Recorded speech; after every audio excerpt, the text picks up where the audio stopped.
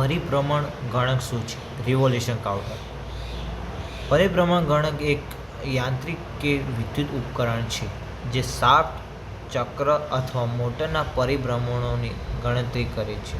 તે સામાન્ય રીતે સ્પીડ, અંતર અથવા ઉત્પાદનની માત્રા માપવા માટે વપરાય છે. પરિભ્રમણ ગણકના પ્રકારો. મિકેનિકલ ગણક ગિયર અને ડાયલ દ્વારા ગણતરી કરે છે.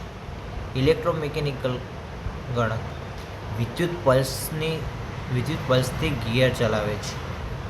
ડિજિટલ ગણક સેન્સર દ્વારા પલ્સ ગણતરી કરી ડિજિટલ ડિસ્પ્લે પર પરિણામ બતાવે છે.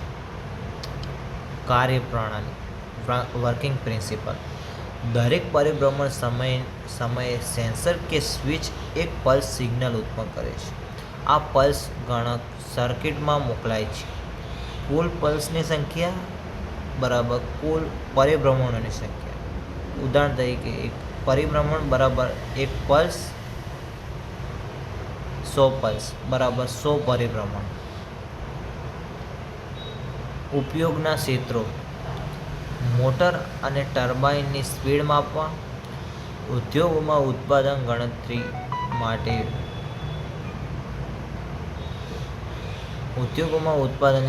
માટે, વાહનના સ્પીડોમીટર અને ઓડોમીટરમાં, લેથ મશીન અને અન્ય મશીન ટૂલ્સમાં, પેકેજિંગ અને પ્રિન્ટિંગ મશીનોમાં.